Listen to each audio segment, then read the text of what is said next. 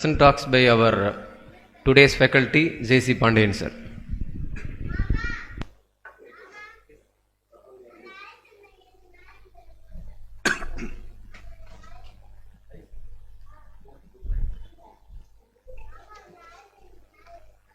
மேடையில் இருக்கும் சாதனையாளர் இனிய நண்பர் லோகநாதன் அவர்களுக்கும் பல்வேறு திரைப்பட சாதனைகளை புரிந்து எங்கள் அழைப்பை ஏற்றி வந்திருக்கும் திரைப்பட பாடலாசிரியர் அருண்பாரு அவர்களுக்கும் ஜேசி அமைப்பின் தலைவர் ரவி வெங்கடேசன் அவர்களுக்கும் மற்றுமுள்ள பொறுப்பாளர் அனைவருக்கும் வணக்கத்தை சொல்லி இன்று 800வது நாள் திருக்குறளை வழங்குவதற்கு வாய்ப்பு தந்த இந்த மேடைக்கு நன்றியை சொல்லி 800வது நாளாக நான் சொல்ல இருக்கும் அந்த திருக்குறளின் தலைப்பாக உங்கள் முன் வைப்பது கற்றவனை விட பெரியவர் யார்? உங்ககிட்ட ஒரு கேள்வியாவே கேட்கிறேன், கற்றவனை விட பெரியவர் யாராக இருக்கும்? யாராவது சொல்ல முடியுமா? கற்றுக் கொடுத்தவர் பாதி சரி, அதை வேறு யாராவது கற்றவனை விட பெரியவர் யாராக இருக்கும்? அவர் ஓரளவுக்கு சொல்லுங்க.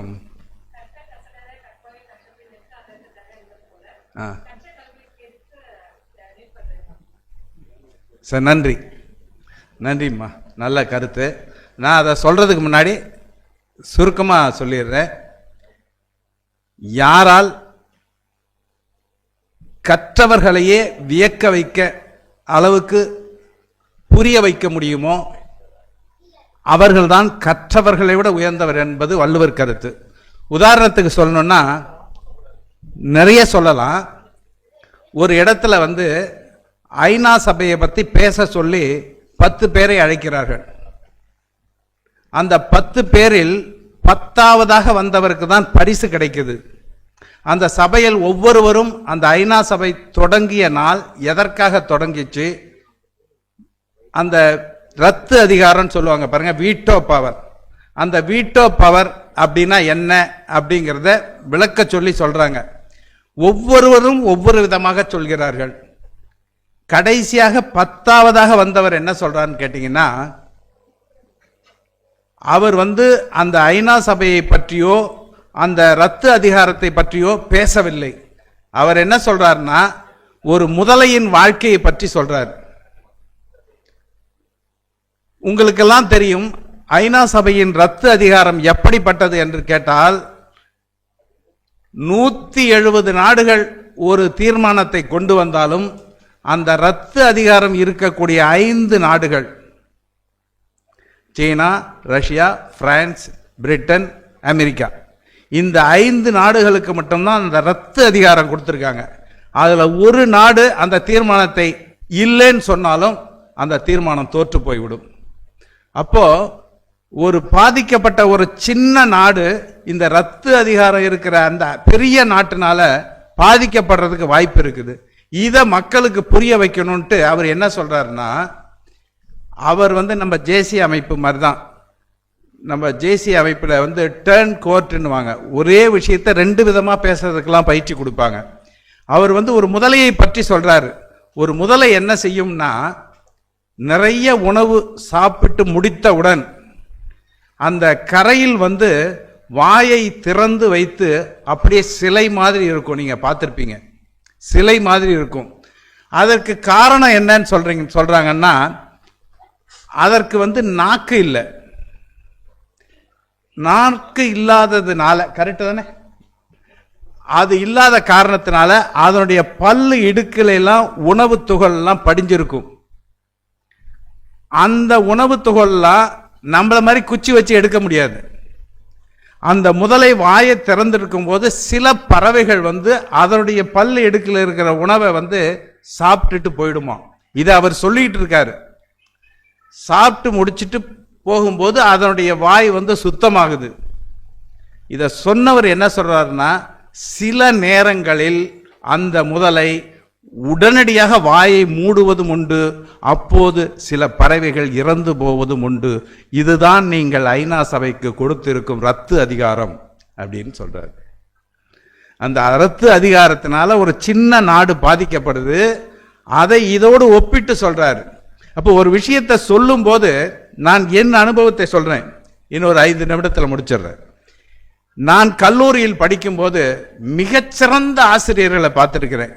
நான் 45 ஆண்டுகளுக்கு முன்னாடி கேட்ட சந்தேகங்கள் இன்றும் என் நினைவில் இருக்கு. அதுக்கு காரணம் என்னவா இருக்கும்?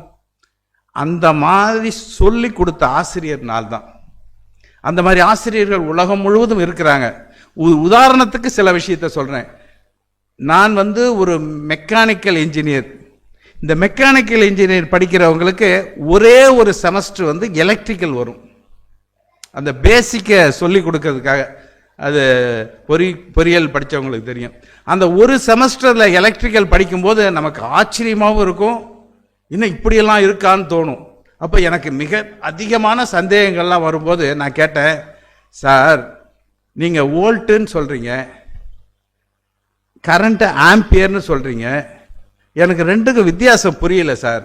வோல்ட்டுனா என்ன, ஆம்பியர்னா என்ன சார் அப்படின்னு கேட்டேன். அப்போ வந்து அவர் பேர் ஆர் சோமசுந்தரன் பேர்.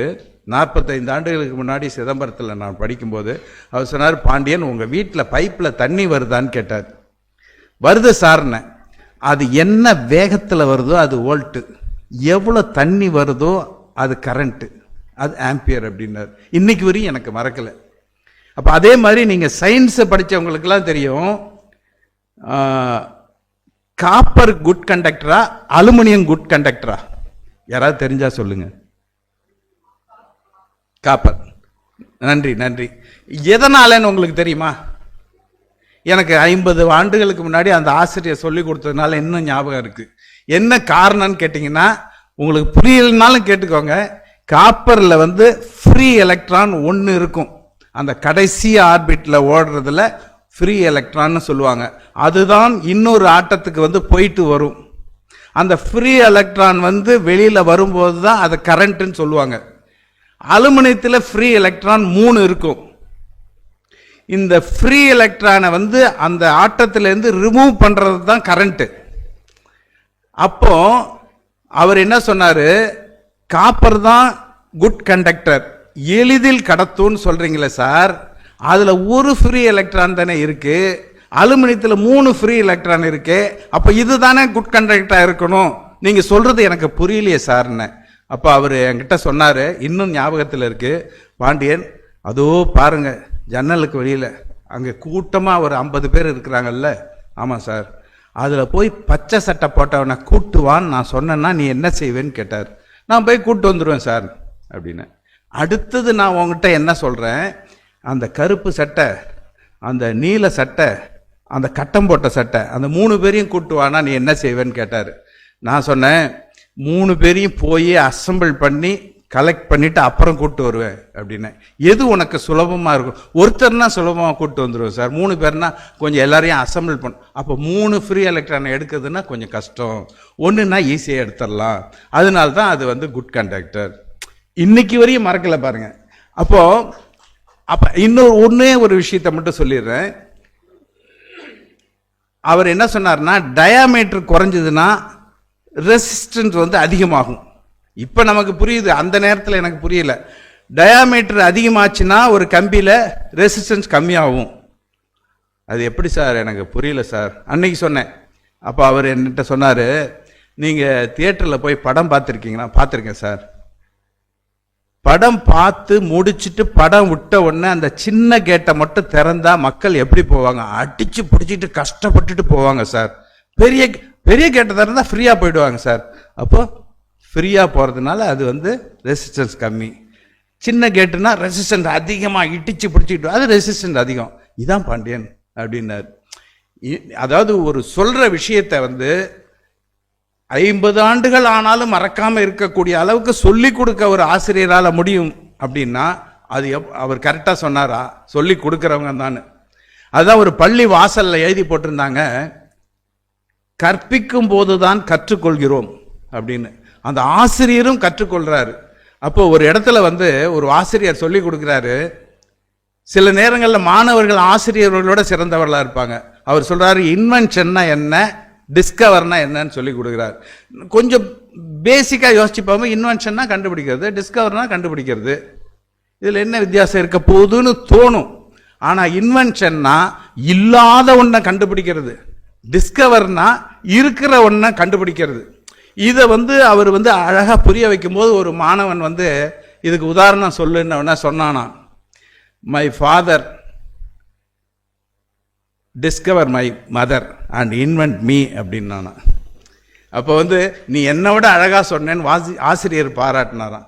அதை தான் வள்ளுவர் என்ன சொல்றான்னு கேட்டீங்கன்னா, 722வது குறள்ல, அவை அஞ்சாமை என்ற குறள்ல சொல்றாரு, கற்றாருள் கற்றார் எனப்படுவர், கற்றார் முன் கற்ற செல சொல்லுவார் அப்படிங்கிறார். அதாவது கற்றாருள், படித்தவர்களை எல்லாம் விட கற்றார் எனப்படுவர். சிறந்தவன் யார் அப்படின்னா கற்றாருள் கற்றார் எனப்படுவர். படித்தவனை விடலாம் சிறந்தவன் என்று யாரை சொல்வார்கள் என்றால், கற்றார் முன், அந்த மாதிரி படித்தவங்க முன்னாடி தான் கற்றதை செல சொல்லுவார்.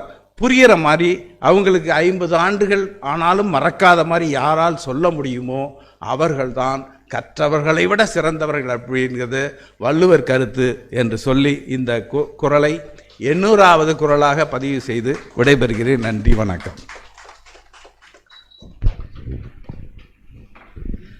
நம்ம எல்லாருக்குமே ஒரு ஐடியா வந்திருக்கு. இப்போ திருக்குறளோடு பொறியியலும் அறிவியலும் 50 ஆண்டுகளுக்கு முன்னாடி அவர் படித்ததே ஞாபகம் வச்சு இன்னைக்கு சொல்கிறாருன்னா, அந்த மெமரி டெக்னிக் நம்ம எல்லாருமே அதிர்ஷ்டசாலிகள் தான். அதனால் நம்பிக்கையோடு அடுத்து I invite our John secretary JFM Premanand Pandian sir for the present task.